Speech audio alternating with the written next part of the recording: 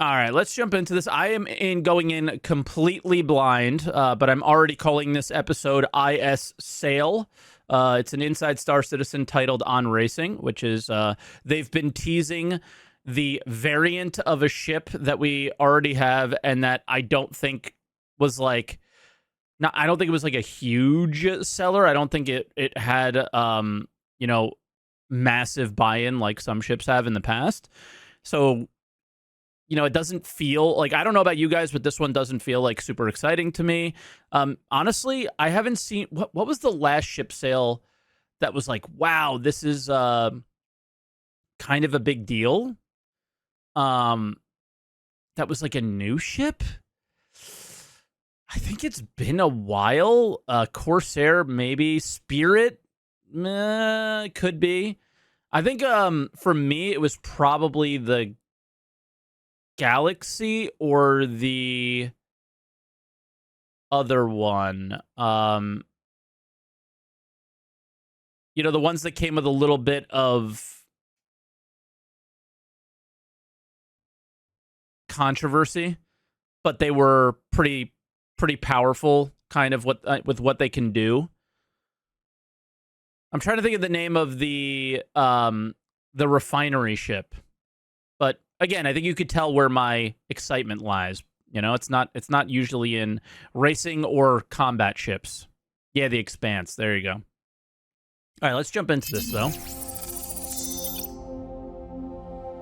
So I've just always liked racing since I was a kid. I think I was like 5 or 6 years old and sat down watching TV. I was watching monster truck racing, and then it grew to a love of touring cars, Formula One. So I basically travel the country in the UK and I take pictures of cars, and that's something I've been doing for 4 or 5 years now.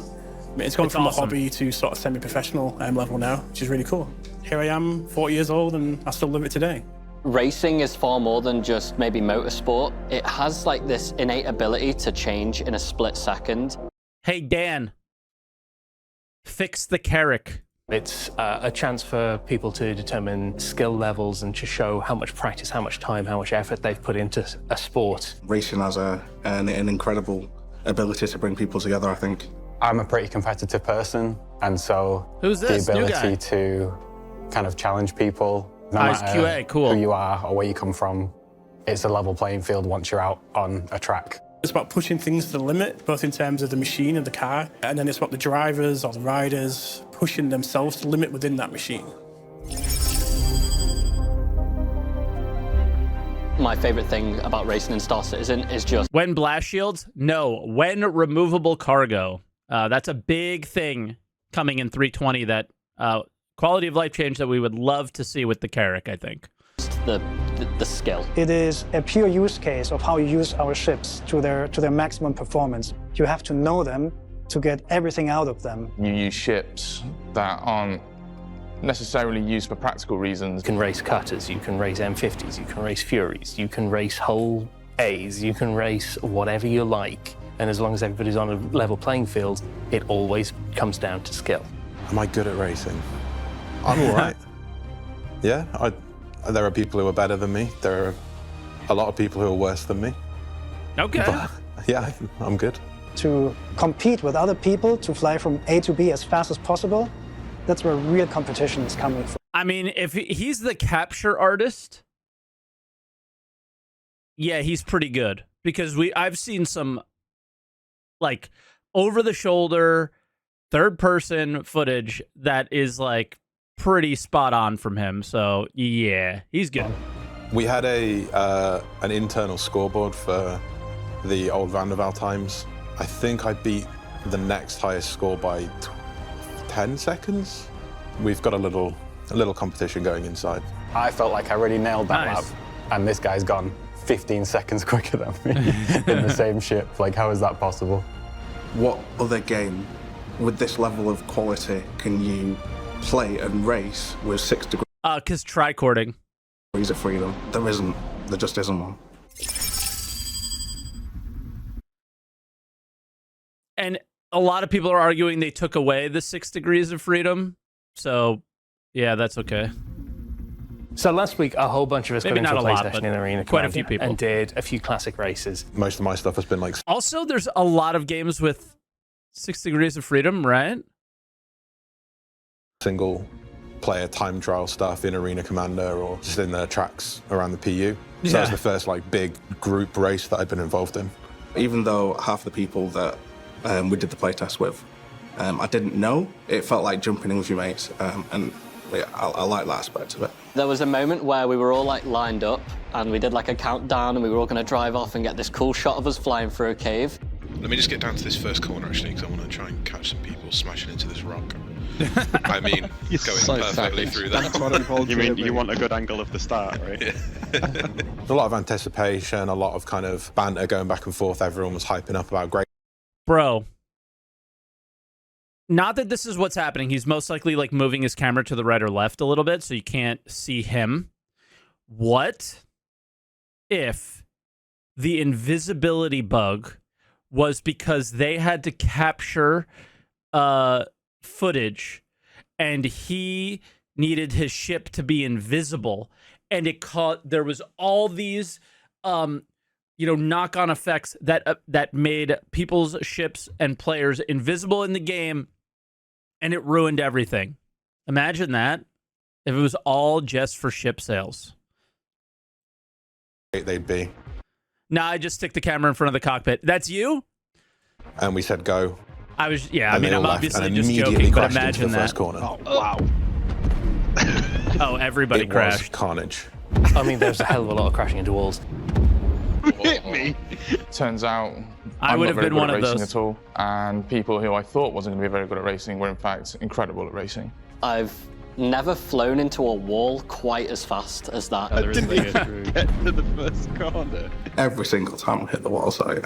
That's my favorite track by far as well. Well, why would I say by far? It's like the only track I've raced, but I love that one. Has everyone crashed? How am I winning? Let's all regroup at the start line again.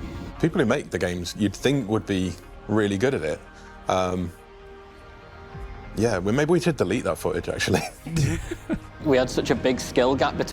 I mean, it requires you to play it. But things like racing, it's not just playing it casually, right? Like you have to, I play the game somewhat casually, and I have, but I don't race. So I can't imagine somebody like Elliot would be very good at racing, because I think Elliot mostly does the cargo hauling stuff, or I don't know, like FPS stuff, right?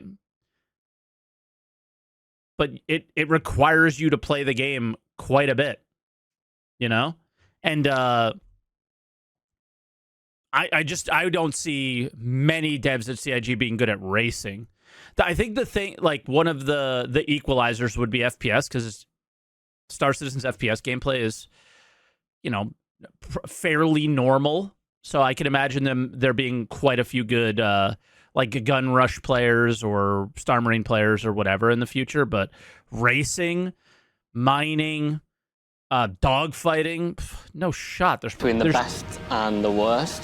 I think that's why we have so many problems with Flight, to be honest, is it's quite a complicated system, and how many of the people actually making those systems are dedicating insane amounts of time to it. I know there are a few, but I think it's a handful. But that's probably all you need to get it right. You got Yogi. I know you got Bayor. Those are the only two that I know. But I know that there's plenty of other Winter, right? There's people. Guys who film all the great capture footage, they were insane. I got a bit carried away and started actually racing, which isn't ideal because I was needing to get footage of other people, but they were all behind me. I don't remember. So he had to race to catch name up of and the player lap that them? was winning No way. every race, but it was quite obvious that they were flying with two sticks. Maybe half a lap till the end. Will just comes absolutely tearing past me. They were just blasting off way ahead of someone like me who literally helped work on the ship. It was kind of funny and a good reminder that just because you make games doesn't mean you're good at them. Who's that? It's just come under me. Cheeky. The best racer by far, by leaps and bounds as well. I've got a lot of envy for Will and his ability to operate our ships. Like, how can you fly our ship better than us? Oh, who's the worst racer? Who is the worst? I can't answer that question. It definitely wasn't me, so that's all right. I think I smashed into more gates than I've actually been through. Someone just exploded right next to me. My favourite ship is the Razor because it looks like a supercar, and when you get into it, I'm when you're flying M50. around, I'm it has that M50, gang. aesthetic. The best racing ship for me was probably the Mirror Razor. I think everybody knows that the Merlin is one of the best racing ships. It's small, it's light, it's got good engines. I know Josh really likes the Razor, but I need a little bit more maneuverability in my ships. I found it too fast and not maneuverable enough. I know it looks cool. It's very Formula One-y. Yeah, it's very Formula One-y, but it doesn't act like one, and I hate that about it. I wish it did. Not too bothered about top speed, but handling in the corners and then acceleration out of them, I think that helps the way I fly best. As much as I like flying the Fury, I think the Razor still got it for me. I don't think I really got disappointed by any of our ships. The one that I found the most difficult to race was the 350R. While it's got good acceleration and a really good max speed, it drifts a lot. I'm in a 350R, and I'm trying to get myself around a corner while the Fury is coming up behind me. The Fury is moving in ways that my 350R can't, and so I'm just having to pick a line and stick to it while the Fury is able to dance around me. The Fury was incredible because with it being really small. Oh, here we go. Guys. But the Fury is so much better, guys. Listen, remember this ship you bought a few years ago? The Fury, though, guys. The Fury. Let me tell you what about the Fury. It's the racing killer. It's every time. You can't avoid it. It's almost like they tell him to say it. And really fast and nippy. In my opinion, it was the LX, and objectively, it was the LX. I told you, mate, that Fury's rapid. I'm sure it's... Also, they put the best racer in the LX, so it just looks faster, too. This is a... Yeah, I'm dead, just dude. the Fury, just the ship. I'm I've dead. actually found nothing to do with driver skill at all. So once again, for the record, it's not Will's skill, it's the Fury. No, it's 100% just the Fury. Yeah. For the record, can you believe these people? Yeah. They don't even hide it anymore. They're not even coy about The it. Fury and the Fury LX really surprised It's so me silly. personally. No, bullshit. No, we knew the Fury was going to be good. 140, what the hell, bro? Look at the Fury! The thing about the Fury is that it was always like pretty maneuverable. God, this thing's fast. Like it felt like a Formula One car, like actually racing in like F1 2021 or 2022. Because I didn't play 23. When it turns, when you say turn here, it turns. So it was always gonna feel good. But at the same, like, I think we all knew it was going to be a good racing ship, but at the same time, that whole segment it's hard not to laugh at this stuff. So in Alpha 320, we're introducing the Fury LX. The Fury LX is the Fury that has been absolutely tooled out for racing. We've removed all of the weapon mounts and replaced them with extra horizontal strafing thrusters. The base Fury's weakest directional thrust was actually strafing. It had a little bit of trouble as it came to sliding around corners, because while the rear main thrusters can gimbal as much as they do, they sometimes struggle to provide like directionally horizontal strafe. Really? So adding the Directionally horizontal strafe, but you removed bicording. So does that even matter, or does that only matter for 319? You removed bi and tricording in the future. Yeah, only in master modes. But as with all the ship sales, people will make the comments of, you nerfed this after sale, right? So, I mean, obviously we don't know when master modes is coming in, but I'm just curious on how this would perform. I imagine with master modes, this thing will perform better than most because of the way the thrusters move. But, yeah, that's kind of interesting. Is it's going to appear like they nerfed it when in reality, it might still be better. The extra thrusters in meant that it now has that little bit of extra push when it comes to correcting itself. What's tricording for us noobs?